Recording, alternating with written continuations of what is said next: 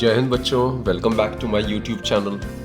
Students, आज के इस लेक्चर में हम डिस्कस करेंगे कि when the two capacitors charge to different potentials are connected by a conducting wire, then charge flows from the one at the higher potential to the other at the lower potential. और बच्चों, ये जो flow of charge है दोनों capacitor के बीच में तब तक कंटिन्यू होगा जब तक कि वो दोनों कैपेसिटर कॉमन पोटेंशियल अटेन कर ले। तो इस लेक्चर में हमने ये कॉमन पोटेंशियल का एक्सप्रेशन आज हमने निकालना है, and we will also prove that during the process there is some loss of energy as well. और ये जो लॉस इन एनर्जी है that appears across the connecting wire in the form of heat. So these are the things which we are going to discuss during this session. Suppose बच्चे, what you do is we consider two capacitors, right? This is the first capacitor of capacitance C1. Suppose it is charged to potential V1 and having a charge of Q1, right? This is the other capacitor. मान लेते हैं इसमें charge Q2 है, capacitance C2 है, and it is charge to potential V2। अब इन दोनों capacitors को हम किसी कनेक्टिंग वायर के थ्रू ज्वाइन कर देते हैं, like this, they are connected together. So this is how these two capacitors are connected together. तो व्हाट हैपेंस इज, इसमें तो चार्ज Q1 था पहले, पोटेंशियल V1 था, कैपेसिटेंस C1 है। C1 is constant, it depends upon the dimensions of the capacitor, right? तो C1 C2 same रहेगा। Now what happens is, मान लेते हैं अगर V1 ग्रेटर देन V2 है, then if these two are connected then charge tend to flow from the capacitor which is at higher potential to the capacitor which is at lower potential. तो charge will tend to flow from C1 to C2 in case V1 is greater than V2। और बच्चे, तब तक charge flow करता रहेगा जब तक कि ये दोनों कैपेसिटर कॉमन पोटेंशियल अटेन ना कर ले। मान लेते हैं वो कॉमन पोटेंशियल Vc है, Vc is the common potential which they have attend. तो कुछ चार्ज C1 ने लूज किया होगा, C2 ने कुछ चार्ज गेन किया होगा। न्यू चार्ज मान लेते हैं Q1 डैश है और इसमें न्यू चार्ज है Q2 डैश है, right? So our intention is to determine the expression for this common potential, right? तो बच्चे, आपको पता ही है चार्ज जो पहले था इन दोनों कैपेसिटर्स में individually before they are connected together would be exactly equal to the total charge of the system when they are connected together, because charge is conserved, isn't it? So since charge is conserved, therefore जितना charge total system का होगा after they are connected together, that is Q1 dash plus Q2 dash, ये है total charge of the system after they are connected together. It should be exactly equal to the total charge of the individual capacitors, right? That is Q1 plus Q2। अब बच्चे, charge, capacitance और potential में आपको relation पता ही है, Q जो होता है वो CV होता है। तो Q1 डैश C1 और VC में क्या रिलेशन होगा? Q1 dash would be equal to C1 VC, Q2 dash would be equal to C2 VC। VC is the common potential, right? Q1 C1 V1 में क्या relation है? Q1 हो जाएगा C1 V1, similarly Q2 हो जाएगा C2 V2। Therefore students, आ गया common potential के expression. Vc यहां से कॉमन ले लो, ब्रैकेट में C1 प्लस C2 आ जाएगा। तो कॉमन पोटेंशियल जो है it is equal to C1 V1 plus C2 V2 divided by C1 plus C2। So this is the expression for the common potential, right? तो तब तक इन दोनों कैपेसिटर्स की जो चार्ज शेयरिंग होगा जब तक कि ये दोनों कैपेसिटर से कॉमन पोटेंशियल अटेन ना कर ले। सो this is the expression for the common potential. So as we have discussed, when charges are shared between the two bodies, no charge is lost, right? Because charge is conserved.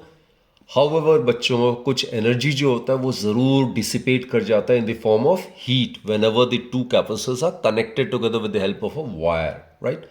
That is, some energy is lost on sharing charges, right?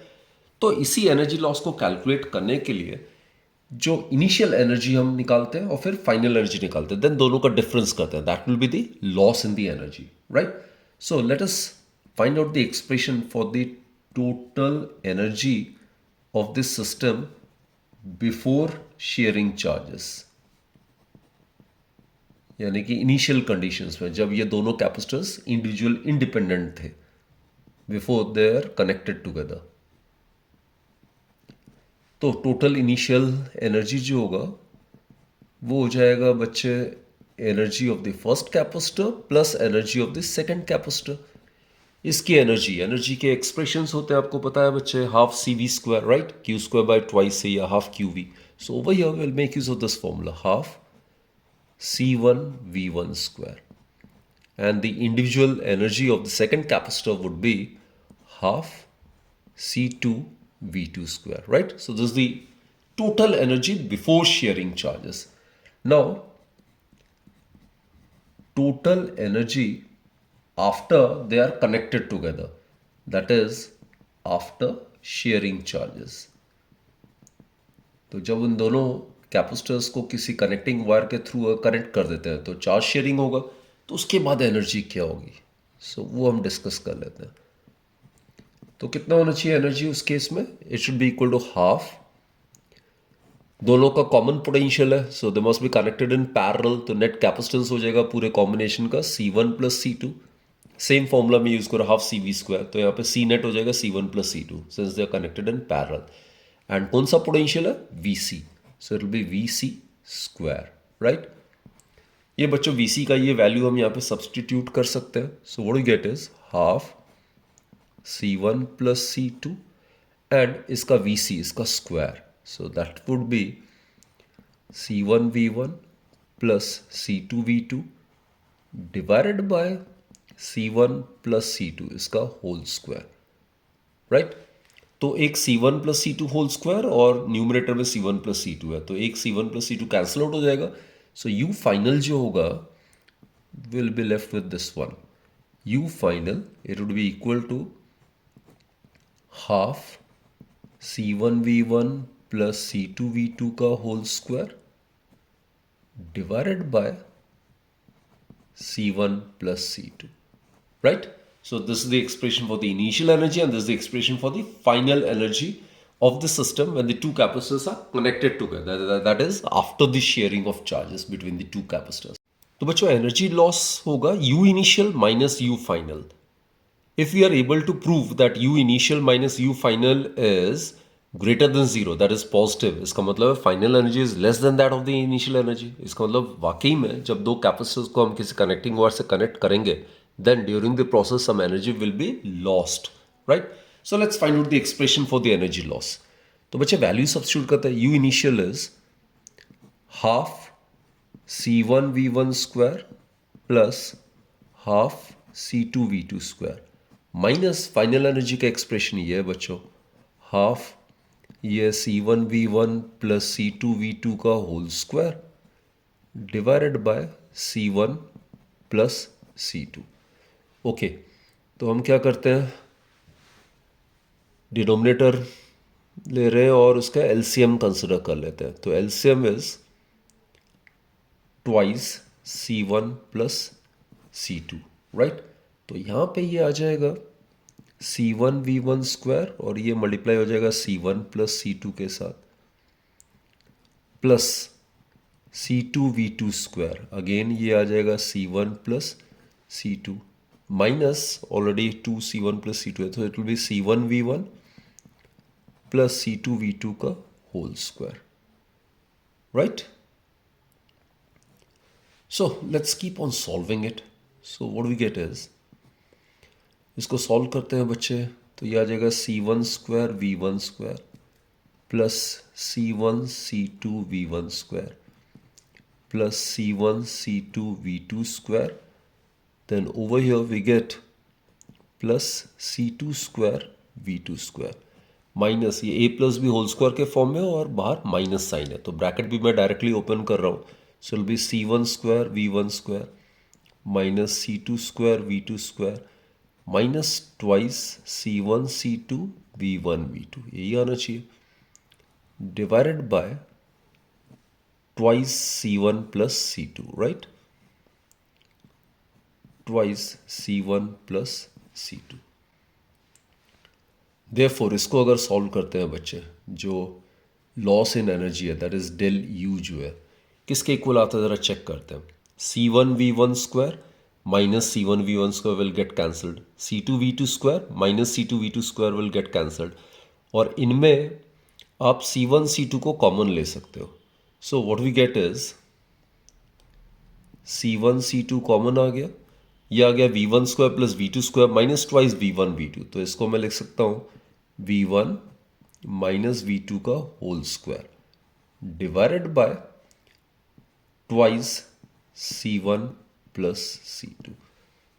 तो बच्चों this is the expression for the energy loss, C1 C2 divide by twice C1 plus C2 and V1 minus V2 का whole square. तो basically आप देख सकते हो capacitance of a capacitor it can't be negative, और ये whole square है, so it is also positive quantity. Therefore what we have proved is, we have proved that del U is positive, that is del U किसके equal था, U initial minus U final. तो हमने prove कर दिया कि U initial is greater than U final. So what I mean to say is that जैसे ही हम इन दो इंडिविजुअल कैपेसिटर्स को वायर के थ्रू इस तरह से कनेक्ट कर देंगे, तो जो final energy of the system है it is found to be less than that of the initial energy of the system. तो वो एनर्जी लॉस कहाँ गया, तो that loss in energy appears across the connecting wire in the form of heat. So definitely during this process some energy loss does take place and this is the expression for the energy loss. तो बच्चों important conclusion क्या है, when the charges are shared between any two bodies then what happens is their potentials become equal, right, and the charges acquired are in the ratio of their capacities. तो Q1 dash over Q2 dash अगर करते हैं तो it would be equal to C1 by C2। तो इसका मतलब है charges acquired are in the ratio of their capacities and no charges lost during the process, but some energy is definitely lost and that loss in the energy appears across the wire in the form of heat produced or in the form of sparking. तो ये एक बहुत ही important सा concept हम कर रहे हैं, राइट? ये छोटे छोटे आइडेंटिकल स्फेरिकल चार्ज बॉडीज है। हर स्फेरिकल चार्ज बॉडी का रेडियस जो है स्मॉल आर है और हर एक में चार्ज क्यू है, हर एक में। ये छोटे छोटे स्फेरिकल चार्ज बॉडीज है, सारे आइडेंटिकल है and each is of radius small R and each is carrying charge Q. और ऐसे एन है, मान लेते हैं N identical small spherical charge bodies are like this. These are n, right? Total n in number. They combine together to form a large spherical body. They coalesce together. Coalesce का मतलब होता है come together to form a large body, right? और ये जो large body, इसमें net charge मान लेते हैं कैपिटल Q है, इसका जो रेडियस है वो मान लेते हैं कैपिटल R है, right? So basically जब ये सारे छोटे छोटे identical small spherical charge bodies combine होके एक बड़ा स्फेरिकल बॉडी बनाएगा, तो उस केस में जो इंडिविजुअल स्मॉल बॉडी की चार्ज पोटेंशियल कैपेसिटेंस एनर्जी क्या होगी, और ये कंबाइन होके जब ये बड़ा स्फेरिकल चार्ज बॉडी को, तो इन फिजिकल क्वांटिटीज में क्या वेरिएशन आएगी, और फिर हम इन दोनों का रेशियो निकालेंगे in terms of capital N, right? तो ये एमसीक्यू पॉइंट ऑफ व्यू से एज अ ट्रिक आप डायरेक्टली ये वैल्यूज आप याद करके इन क्वेश्चंस को आप अटेम्प्ट कर सकते हो बहुत ही जल्दी, right? So let's do it. सबसे पहले तो बच्चों कैपिटल आर और स्मॉल आर में हमें रिलेशनशिप निकालना है। इसका जो वॉल्यूम है it would be equal to n times the volume of one single small spherical body, right? तो volume of this large spherical body would be 4/3 pi r cube. Obviously this is the volume of a sphere, right? It should be equal to n times the volume of small spherical body, 4/3 pi small r cube. तो बच्चों इसमें capital R और small R में relationship आ जाएगा। देखो r cube हो जाएगा n into small R cube. So cube root अगर हम लेते हैं तो कैपिटल आर किसके इक्वल हो जाएगा, it will be equal to n 1/3 small r. So that's the relationship between capital R and small r, right? अब बच्चों हम क्या करते हैं, चार्ज की बात करते हैं। इसको हम Q से डिनोट करते हैं, पोटेंशियल को हम V से डिनोट करते हैं, कैपेसिटेंस को हम C से डिनोट करते हैं और एनर्जी को हम U से डिनोट करते हैं। अब इंडिविजुअल स्मॉल स्फेरिकल बॉडी में इसमें चार्ज Q है, राइट? पोटेंशियल V है और पोटेंशियल कोई भी चार्ज बॉडी है, the entire charge may be assumed to be constant at the center. So potential at any point on the surface would be given by K यानी कि 1/4 pi epsilon Q by R. Charge Q है और small spherical body का radius कितना R है, ये आ जाएगा पोटेंशियल। कैपेसिटेंस बच्चों, स्फेरिकल कंडक्टर का कैपेसिटेंस कितना होता है, it is 4 pi eps naught small R, right. हम इंडिविजुअल स्मॉल स्फेरिकल बॉडी की बात कर रहे हैं। And capacitance of a spherical conductor is given by 4 pi eps naught R, R is the radius. Energy बच्चों, ये तो हमें पता ही है, energy it's given by half C V square. Clear? This is the expression. Now for the big spherical body, इसमें charge capital Q हो जाएगा। और बच्चे चार्ज कंजर्व्ड है एन टाइम्स, ये किसके इक्वल होगा? Q plus Q plus Q plus Q N times. तो कितना चार्ज हो जाएगा? N times small Q, right. Capital Q is the total charge on this big spherical body. It will be equal to n times the charge possessed by each small spherical body. Potential क्या होगा बच्चे? देखो, इसे v dash मान लेते हैं। ये again the entire charge capital Q may be assumed to be constant at the center. So the potential at any point of the surface would be given by 1 over 4 pi epsilon naught net charge Q है divided by R। यहाँ पे कौन सा R आएगा? Radius of this big spherical body. Capacitance बच्चों यहाँ पे C dash मान लेते हैं। किसके इक्वल आना चाहिए? 4 पाई एप्सिलॉन नॉट, रेडियस के प्रोपोर्शनल होता है, तो इसमें radius of the big spherical body is capital R, तो ये आ जाएगा।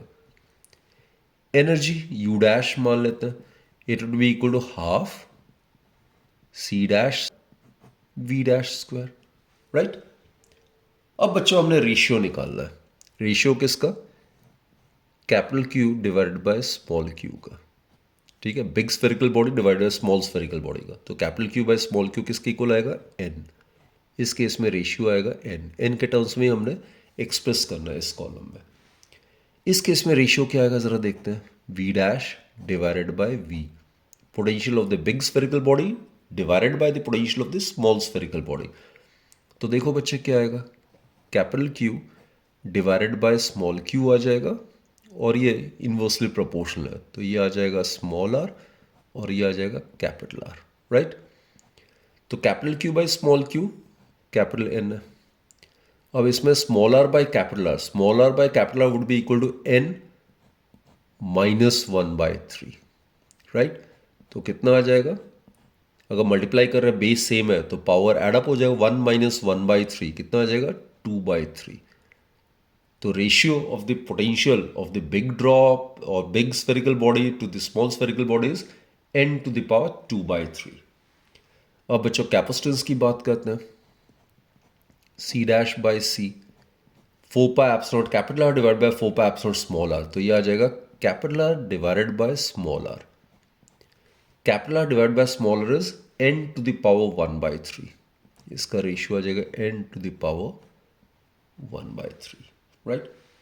एंड फॉर एनर्जी हमें क्या चाहिए? U dash divided by U चाहिए, तो इसका रेशियो जब लेंगे हाफ हाफ कैंसिल आउट हो जाएगा, तो ये आ जाएगा। तो बच्चों इसका आ जाएगा C dash by C is n to the power 1/3 multiplied by V dash square divide by V square. V dash by V का n टू द पावर 2/3 है, तो उसका होल स्क्वायर हो जाएगा n टू द पावर 4/3। तो again base अगर same है तो पावर एडअप हो जाए, 1/3 plus 4/3 would be equal to 5/3, right. n to the power 5/3। ये बच्चों एक बहुत ही इंपॉर्टेंट सा समरी चार्ट है एग्जामिनेशन पॉइंट ऑफ व्यू से, both from CBSE as well as from competitive examination point of view, right. तो हम क्या करेंगे बेसिकली, इन फिजिकल क्वांटिटीज में क्या क्या चेंजेस आती हैं जब पैरेलल प्लेट कैपेसिटर के बीच में जो स्पेस है उसको पूरी तरीके से हमने डाइलेक्ट्रिक से इंट्रोड्यूस कर दिया या डाइलेक्ट्रिक स्लैब प्लेस कर दिया, राइट। और इसके दो केसेस है, when the key remain closed end when the key is open. तो ये क्लोज्ड सर्किट का केस है और ये ओपन सर्किट का केस है। तो उस केस में इन फिजिकल क्वांटिटीज में क्या क्या चेंजेस होती है, कौन सा फिजिकल क्वांटिटी कांस्टेंट रहता है, कौन सा इंक्रीज करता है, डिक्रीज करता है, that we are going to discuss, right. तो सबसे पहले तो ये फिजिकल क्वांटिटीज को डिस्कस कर लेते हैं। चार्ज बच्चों आपको पता है रिप्रेजेंटेड बाय Q, राइट। और चार्ज एक्सप्रेशन क्या आएगा? Charge is Q is equal to CV। कुछ फॉर्मूले जरा रिकलेक्ट कर लेते हैं हम लोग, राइट। पोटेंशियल डिफरेंस, तो यहीं से पोटेंशियल डिफरेंस को हम V से डिनोट करते हैं, तो इसको कैसे लिख सकते हैं? Q/C, right. And also potential difference और इलेक्ट्रिक फील्ड में क्या रिलेशन होता है? अगर इलेक्ट्रिक फील्ड यूनिफॉर्म है तो it will be equal to electric field multiplied by the distance between the plates. जो डिस्टेंस बिटवीन द प्लेट्स है वो हम डी मान सकते हैं, एज्यूम कर सकते हैं, राइट। इलेक्ट्रिक फील्ड इसको हम कैपिटल लेटर ई से करते हैं, so E would be equal to potential difference divided by distance between the plates, right, in case the electric field is uniform. Capacitance बच्चों, कैपेसिटेंस पैरेलल प्लेट कैपेसिटर का हमें पता ही है, अगर area of each of the plates जो है parallel plate capacitor का अगर ए मानते हैं और इनिशियली अगर इसमें एयर या वैक्यूम है, तो ओरिजिनल जो कैपेसिटेंस है, ओरिजिनल कैपेसिटेंस एयर वैक्यूम के केस में किसके इक्वल होगा, eps naught A divided by D, right. Energy, energy stored in a capacitor it's half C V square या हाफ क्यू वी या half q square by c, right? So this is one of the formula, half cv square. So these are the various formulas which we are already aware of. सबसे पहले बच्चे ये वाला column हम करते हैं, introduction of a dielectric slab in the space between the plates of the capacitor and the key remaining closed. इसका मतलब हम क्लोज सर्किट की बात कर रहे हैं, where a constant potential difference is maintained across the plates of the capacitor. तो constant potential difference maintained है, तो v क्या होगा, ये कांस्टेंट होगा। So over here potential difference v it would be constant, right. अब बच्चे पोटेंशियल डिफरेंस जो होता है और इलेक्ट्रिक फील्ड में ये रिलेशनशिप होता है, इलेक्ट्रिक फील्ड अगर यूनिफॉर्म है then it is given by potential difference divided by distance between the plates. इसके बीच में प्लेट्स के बीच जो distance that will remain constant, potential difference is constant, so electric field will also be constant. So this is the case where the electric field is also constant, right? अब बच्चों समझो charge क्या होगा। हमें पता है, कैपेसिटेंस की पहले बात कर लेते हैं फिर चार्ज में जाते हैं। हमें पता है जब डाइलेक्ट्रिक स्लैब इंट्रोड्यूस करें या कंडक्टिंग स्लैब इंट्रोड्यूस करें, दोनों केसेस में हमेशा नेट कैपेसिटेंस बढ़ जाती है। And if it happens that the entire space between the plates of the capacitor is filled with some dielectric medium, then the capacitance becomes k times, right? तो यहां पे जो कैपेसिटेंस होगा that will be equal to k times आ जाएगा, k times the original capacitance increases. Obviously k का value greater than 1 होता है किसी भी डाइलेक्ट्रिक मीडियम के लिए, तो obviously c would be greater than c naught. So here the capacitance will get increased by k times. c naught मतलब capacitance in the case of air or vacuum. अब बच्चे ये फॉर्मूला जरा देखो, Q equals to C V, V constant है, C k times हो गया तो चार्ज भी k टाइम्स हो जाएगा। सो न्यू चार्ज कितना होगा, k टाइम्स। सो चार्ज क्या होगा, इंक्रीजेस। कितने से इंक्रीज करेगा, कितने टाइम से, k times. k is the dielectric constant of the medium under consideration.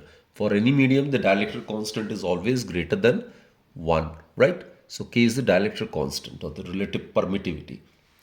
अब बच्चा एनर्जी की बात आती है, half C V square, V constant है तो एनर्जी डायरेक्टली प्रोपोर्शनल सी है, सी अगर k टाइम्स इंक्रीज करा तो energy will also become k times, तो ये भी कितना हो जाएगा, k टाइम्स हो जाएगा, k टाइम्स इनिशियल एनर्जी।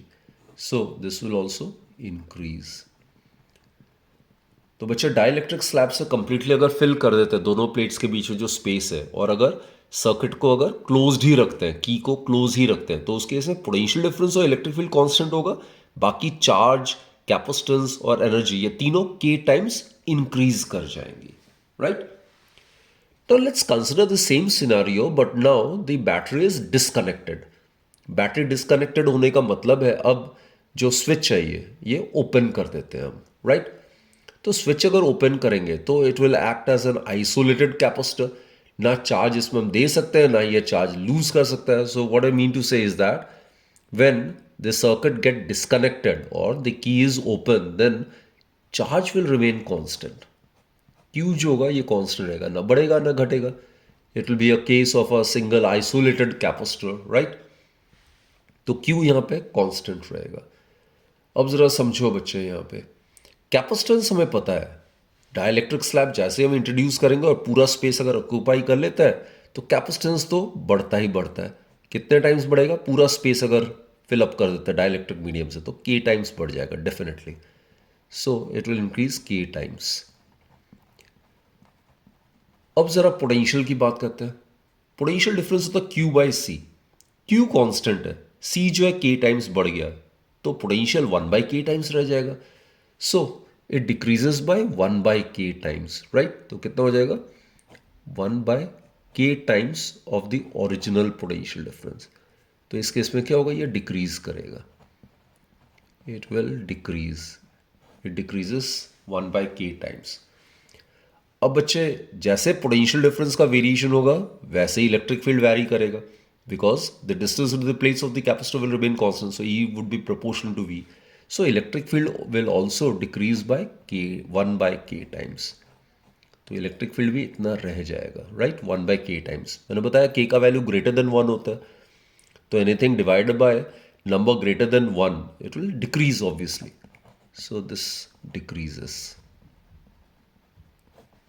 अब एनर्जी की बात करते हैं, हाफ CV² होता है, कैपेसिटेंस K टाइम्स बढ़ रहा है, पोटेंशियल डिफरेंस क्या होगा 1 बाई K टाइम्स, और ये स्क्वायर है तो 1 बाई K स्क्वायर और यहाँ पे K, तो total energy 1 by K times हो जाएगा। So in this case total energy would be U by K, that is in this case it will decrease.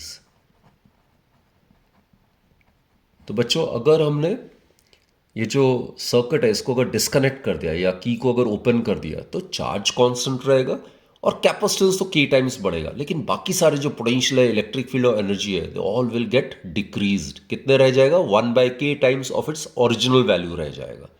So again I repeat, in this case when the dielectric slab is completely fills the space between the plates of the capacitor and the key is open, that is the circuit is disconnected, then the charge will remain constant, the capacitance will increase by K times, but rest of the physical quantities, I mean the potential, the electric field and the energy, each of these three physical quantities will get decreased by 1 by K times of its original value, right? So this was a very very important chart. तो बच्चों इस session के लिए इतना ही। Electrostatics हमने theoretically सारा हमने complete कर लिया, एंड थरोली इस चैप्टर को ढंग से रिवाइज करो। Wishing you all the very very best for your studies and keep learning, keep watching my videos, right. Thank you बच्चों, thank you for watching my videos.